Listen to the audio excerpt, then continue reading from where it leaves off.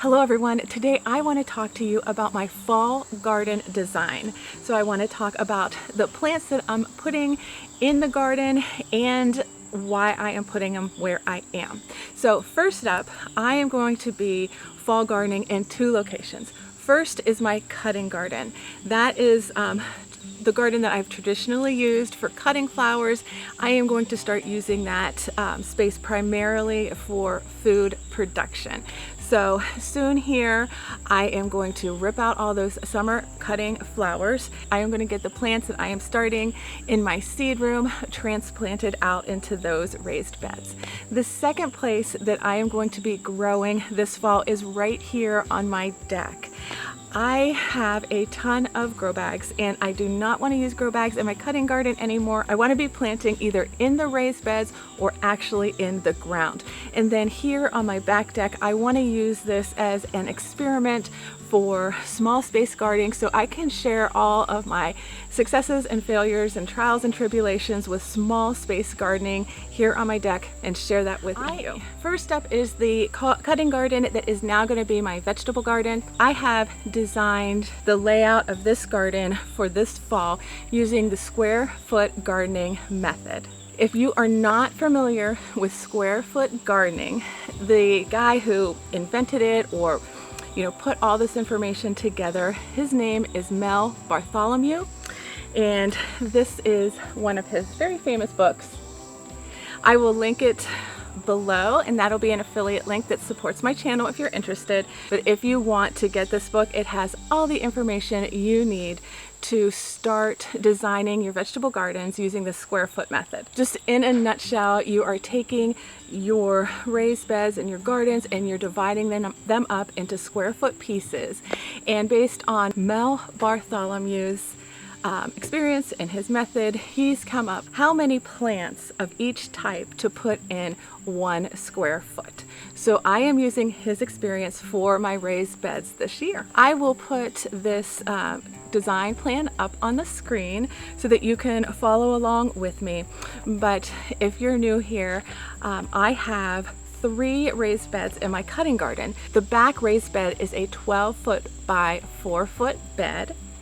And then in front of that bed, I have 2 8-foot by 4-foot beds.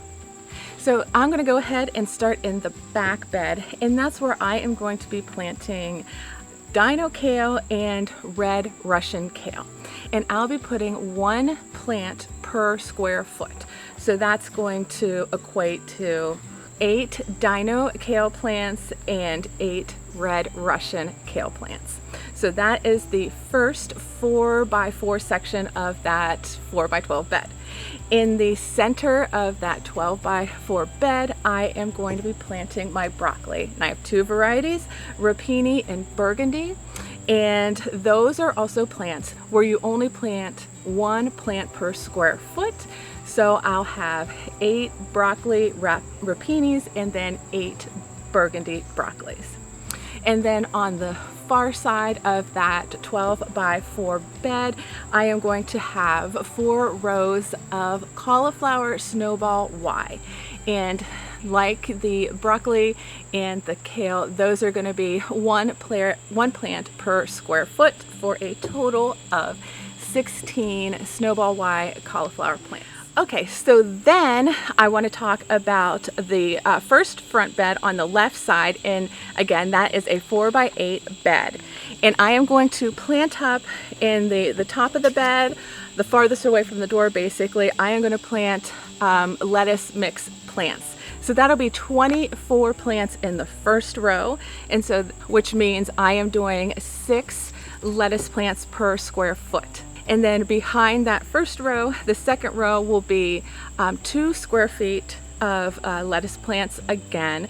And so that's going to be 12 plants. I am going to do 2 square feet of coriander. And because of the number of plants that I've already started, I'm going to put 3 coriander plants per square foot.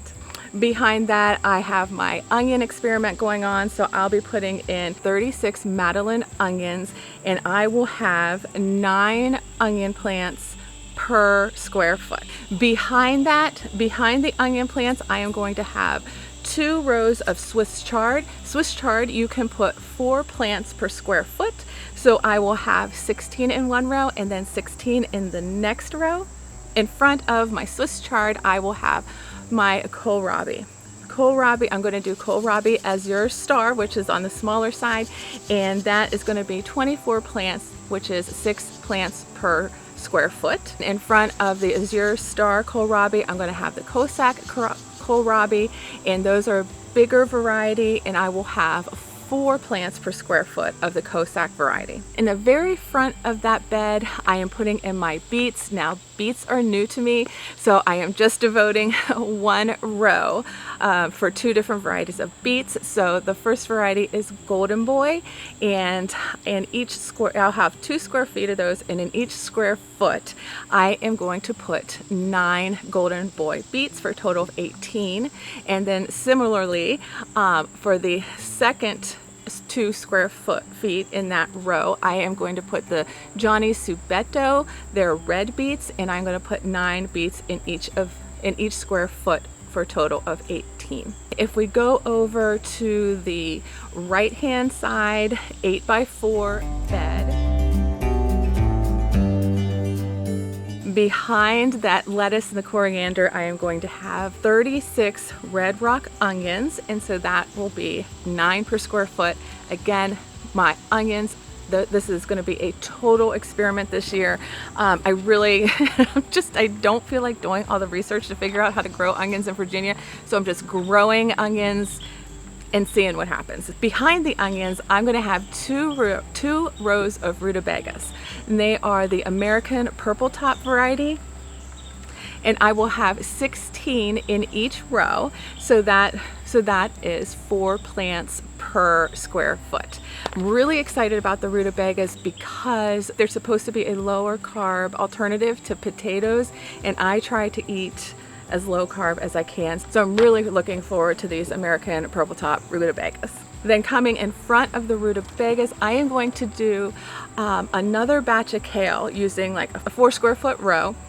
And I think I'm going to plant a lot more than the 1 per square foot because I want to harvest them for like the baby kale leaves. So maybe I'll do something like 4 or 6, we'll have to see. But anyway, there's going to be a row of kale that I'm going to experiment with for baby greens. In front of that kale, I'm doing 2 rows of bunching onions, and I'm going to be doing 36 bunching onions per row, which is a 9 groups of bunching onions per square foot. In front of my 2 4x8 raised beds, I have 6 5-gallon grow bags that I am going to use for radishes, and that's going to be 3 bags on either side of the door to my cutting garden, and I am going to plant in there maybe 16 to 24 radishes per bag. I'm gonna try and keep them spaced a little bit apart this year because when I did this in the early spring, I planted way too many of them and they were a lot smaller than I wanted. So I'm gonna try to be a little bit more careful with spacing on the radishes this go around. On the front corners of my cutting garden, I have 2 triangle raised beds. They're kind of on the small side. On the left side, I am going to put 12 parsley plants. And then on the right side, I am going to grow more beets, and I'm going to harvest the greens off of those beets, not the actual beets. And the reason why I'm doing that is because that is a smaller raised bed, and I'm not going to be giving those beets enough space to really grow. And so I thought that would be perfect for using to just harvest the greens.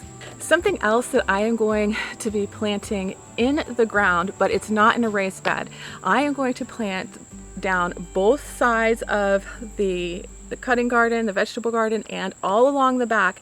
I am just going to fill it with Daikon radishes. And I am doing that because a very good friend of mine, Trisha, told me once that you can plant Daikon radishes, and it is a great plant to use for busting up clay. And here in Northern Virginia, we have some serious red clay. And so I thought this year what I would do is just plant a ton of Daikon radishes around those 3 edges of my garden, and see how that improves the soil. And because next growing season, one side is going to be tomatoes, the other side is going to be cucumbers, and I'm going to have pole beans on the fencing as well. All those vegetables are going to go in ground next year, not in a grow bag. And I want to go ahead and get that soil broken up because it is definitely clay under there. And then for the second zone that I am going to be fall vegetable gardening in, and that's my deck. And I'm going to be using my grow bags to experiment with all the different vegetables that I already talked about. So I'm going to be taking my grow bags, and maybe I have a 5-gallon grow bag, and I am going to put 1 kale plant in one, okay? And then I'm going to take another, and I'm going to put 6 kale plants in another. And I'm just going to see what works out best for each of those vegetables, and maybe different ways that we can harvest vegetables in smaller spaces. So stay tuned for that. I'm definitely going to keep you all updated on how this small space gardening goes. So now that we covered that, I'm going to take you downstairs to my seed growing room and just give you a little tour of the seedlings that are sprouting and growing and getting ready to go out for the fall. Okay guys, we are going to head down to my seedling room, and I'm going to show you what I've gotten started. Okay guys, this is my seedling room where I start all my seeds. It's also the unfinished part of our basement and storage, so ignore all of that. So first up right here, we have all of the kales, the red Russian and the Dino kale. My bunching onions are right here. Then we have some cauliflower, more red Russian kale. Back there is more cauliflower. This should be my Madeleine onions and my red rock onions. Here's that kale mix I was talking about that I'm thinking about using for baby greens. These should be globe artichokes, but I had labeled them as Rutabaga, and I had both seed packets out there. So I'm hoping that they're artichokes. I've never grown them from seed, so I don't know. We'll have to see. Cilantro. Not as many are germinating as I thought. Here's parsley. I'm really hoping parsley takes a little bit longer. So yeah, here are all my little seedlings for the vegetable garden. I have not done my lettuce yet, and I'll probably start doing that this week. Over here, these are my natives that I sewed up the other day with you all, and then also some of the beets, rutabaga, and Swiss chard. Okay everyone, that is it for today. I wanted to talk to you a little bit about getting your fall garden started. I'm really excited about mine. Thank you so much for being here with me today. And if this content appeals to you, please consider subscribing and liking, pressing the bell button, and most importantly, sharing with your other garden friends. And I will see you again next time.